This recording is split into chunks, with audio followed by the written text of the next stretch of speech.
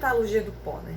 É um processo de fabricação que produz peças, né, tendo como matéria-prima pó metálico ou não. Mas geralmente a gente vai ter pós metálicos que a gente vai misturar, aquecer e prensar para poder fazer as nossas peças, né? O processo consiste em compactar, né, ou modelar a mistura e aquecê-la.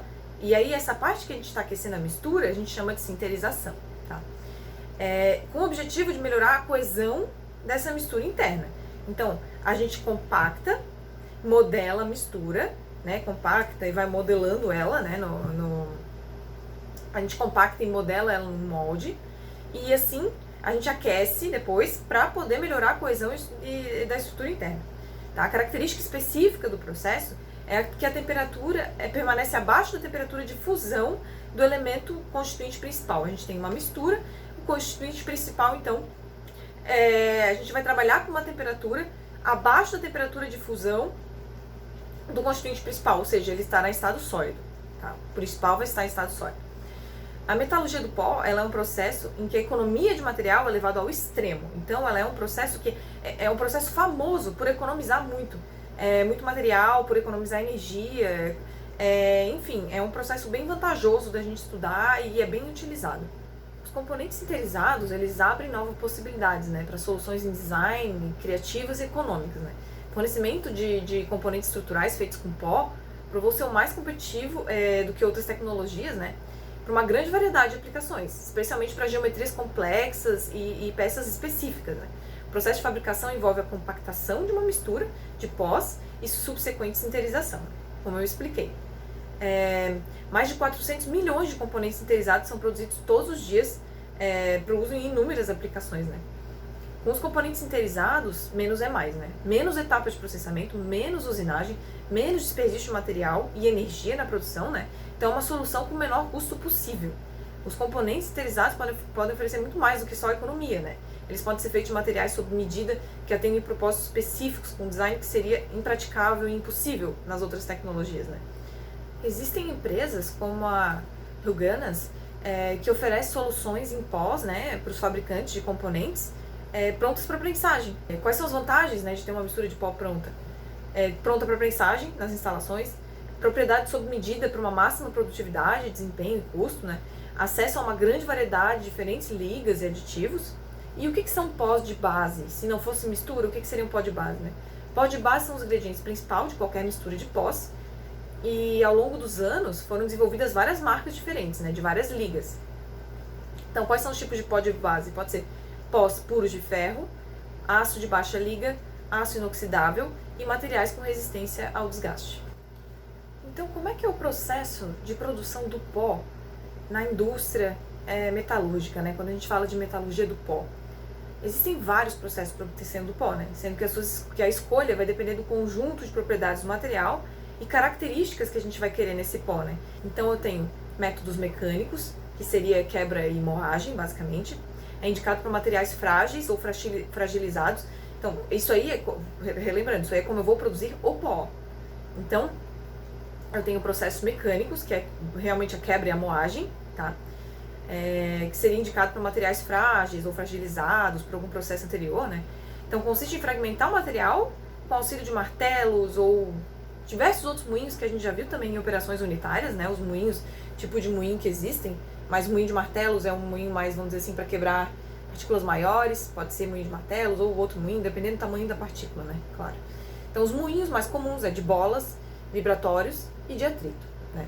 De atrito seria, a gente viu todos esses tipos de moinho. Então, basicamente um desses, dependendo do tamanho da partícula, eu vou produzir o pó. Esse é o método mais simples, assim, mais direto para produzir o pó. Além disso, eu posso fazer um cold stream, que basicamente um cold stream aumenta a fragilidade dos materiais, dos metais, em temperaturas baixas, para sua transformação em pó. Então, primeiro eu fragilizo para depois transformar em pó. Então, esse é um outro método. Outro método, ainda de produzir pó, é a atomização. Então, nesse processo, o metal fundido é vazado, né, através de um orifício apropriado, formando um filete líquido que é atacado por jatos de ar, tá? Então, é o processo RZ, Roisenzander. Então, o metal é vazado através de um orifício, formando um filete líquido, que é atacado por jatos de ar, gás Quando é atacado por jato de ar é o processo RZ. Quando é atacado por gás é o processo AZ-Stora, né, que utiliza o argônio e o nitrogênio. Ou água, né, ou até atacado por água. Esses jatos provocam a pulverização do filete e o imediato resfriamento desse filete, né? Então isso vai formar o pó. A atomização da água, né, normalmente, conduz partículas irregulares e angulosas do pó. O meu pó no final vai ficar partículas irregulares e angulosas. E na atomização com ar, partículas mais esféricas. Isso a gente viu em operações unitárias, né? Caracterização de partículas. Então aqui a gente está vendo como que algumas dessas partículas podem ser formadas e como que o tipo de processo que a gente vai fazer um pó vai alterar a forma que da característica das minhas partículas. Por isso que é tão importante essa análise granulométrica, dependendo também da minha aplicação. As vantagens da metalurgia do pó, né, em relação à usinagem comum, é que a gente tem perda mínima de matéria-prima. Controle rigoroso da composição química, porque imagina, são pós que a gente está misturando, então a gente tem um controle rigoroso da composição desses pós. Eu tenho uma boa tolerância dimensional, dispensando operações posteriores, né, de usinagem. Então eu consigo chegar já, na dimensão que eu quero sem ter que fazer muito ajuste fino depois, né, o produto já sai pronto. Homogeneidade estrutural e de propriedades. Então eu tenho uma ótima homogeneidade estrutural de propriedades quando eu estou trabalhando com sinterização, né, com a metalurgia do pó. Bom acabamento superficial, então são peças muito bem acabadas. E o uso mais eficiente da energia, né? Então, além de economizar na matéria-prima, eu também tenho um uso mais eficiente de energia, né? Então, é um processo realmente muito vantajoso, tem suas limitações, mas onde eu puder usar, é ideal usar. E é um processo de fácil automação. Então, falando das etapas, né, da metalurgia do pó. O pó é confeccionado por processos específicos. Os pós são misturados para dar homogeneidade à peça, tá? Então, primeiro, confecção do pó. Depois o pó é misturado para dar homogeneidade à peça. Então, tem que ser uma mistura legal para ter uma boa homogeneidade. A mistura é colocada na matriz, prensada, depois extraída. A peça é, então, sinterizada em fornos especiais. Dependendo do caso, a peça passa por um processo complementar, né? Para melhorar tolerâncias, calibragem, né? Tolerância em relação à calibragem, propriedades, que daí a gente faz um tratamento térmico, entre outros, tá? Então, dependendo do caso, a peça pode passar por um processo complementar. Quais são as aplicações, né, da metalurgia do pó ou sinterização?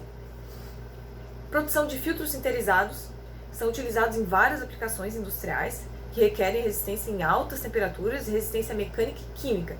Por exemplo, para filtrar gases, eu vou precisar dessa resistência mecânica e química, para filtrar óleos e combustíveis, para filtrar minerais. Então, esses filtros sinterizados, que são produzidos por sinterização, eles são muito bons nesse tipo de processo. São utilizados também como abafadores de ruído e válvula corta-chamas, os filtros sinterizados. São fabricados em bronze, níquel, aço inoxidável, titânio, entre outros. Então, coisas que a gente consegue fazer só com sinterização são, por exemplo, filtros sinterizados, que tem essas aplicações aí que eu comentei com vocês. Mancais autolubrificantes. Uma das características da sinterização, né, é possibilitar o controle da porosidade do produto final. Então, a gente tem um controle excelente do produto final, da porosidade. A gente já vai também ver um pouco mais sobre isso. Essa característica é particularmente importante na produção de mancais autolubrificantes, né? A porosidade existente no mancal pode ser preenchida com óleo para garantir uma lubrificação permanente entre o eixo e o mancal, tá? Isso é muito importante para os motores. Então, se eu tiver uma porosidade maior do meu material, esse processo de sinterização, a gente tem um controle muito bom sobre a porosidade do material. Então, chegando na porosidade certa, quando a gente vai lubrificar alguma coisa, essa coisa vai estar permanentemente lubrificada por conta dessa porosidade que a gente conseguiu atingir com o processo, tá?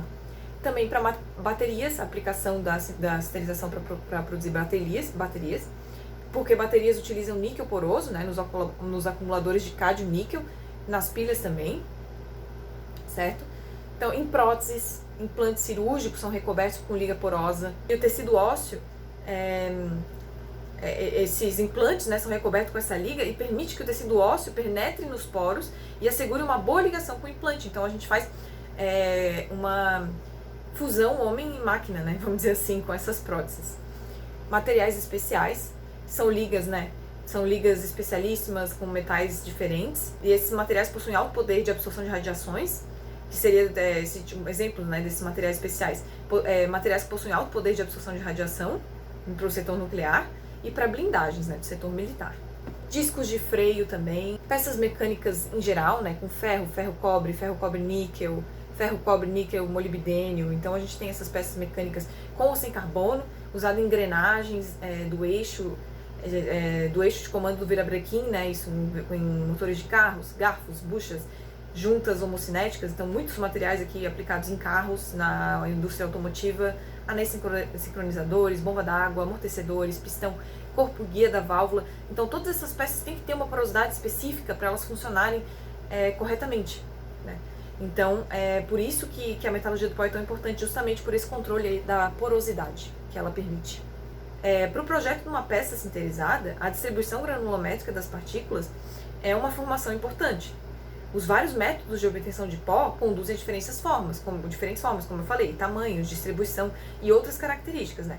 Então é imprescindível o domínio do processo de obtenção e caracterização dos pós, né, para chegar a uma peça final que atendam os quesitos da engenharia do material específico que a gente está falando. Se a gente quer produzir um filtro sinterizado, então ele vai ter que ter a granulometria de uma forma específica, e que, por isso que é tão importante a gente fazer essa análise granulométrica. Olha aí, a gente está fazendo link, a gente está falando de processos, mas a gente está continuamente fazendo link com a nossa disciplina de operações unitárias, que a gente falou bastante de análise granulométrica, certo? E a gente vai unir essas duas disciplinas novamente aqui, para fazer um relatório final, para a gente encerrar essas disciplinas, né? Falando sobre a compactação, né? Nessa etapa, uma quantidade predeterminada de pó é colocada na cavidade de uma matriz, montada em uma prensa de compressão. Importante a prensa, porque a gente vai depois falar das operações unitárias de prensagem na disciplina de operações unitárias. Aqui é a disciplina de processo, a gente está falando do processo da metalurgia do pó, né? E quais são então as matérias-primas, e quais são os produtos, e como é que é o processo. Em operações unitárias a gente vai falar da prensagem em específico, tá? E a gente vai unir esses dois conhecimentos e vai fazer uma prática depois, no final dessa aula, tá? Então, nessa etapa, uma quantidade predeterminada de pó colocada numa cavidade de uma matriz, né, montada numa prensa de compressão, que pode ser mecânica ou hidráulica. A compactação ocorre por deslocamentos simultâneos dos punções superior e inferior à temperatura ambiente, tá? Nos primeiros movimentos do punção, a compactação causa apenas o adensamento do pó. Então ele só fica mais denso, isso aí vai alterar então na densidade, sem deformação das partículas, sem produzir adesão entre elas. Com o aumento da pressão, que varia de 1,6 a 9,3 toneladas por centímetros quadrados, vai acontecer então a deformação plástica das partículas, formando uma espécie de solda fria, tá? A compactação gera uma peça com formato final ou aproximado à peça a ser fabricada, né? Chamado de compactado verde. É muito frágil e o manuseio inadequado pode esfarelar a peça. Então ela não é uma peça final, ela é um intermediário. E o formato final é muito aproximado, né, a peça final, só que ela é meio esfarelenta, ela é quebradiça, tá? O projeto da peça é muito importante, né, porque pode acarretar nessa etapa a formação da zona neutra. E essa zona é uma região que as partículas sofreram menos força de compactação e que vai gerar uma peça final heterogênea, com zonas de propriedades distintas, né? Certos tipos de geometria de peça são inviáveis justamente porque ela vai formar zonas neutras. Por exemplo, peças que tiverem vamos dizer assim, uma razão de geometria de 12 para 1. Eu tenho uma dimensão da partícula de 12 e uma dimensão da partícula de 1.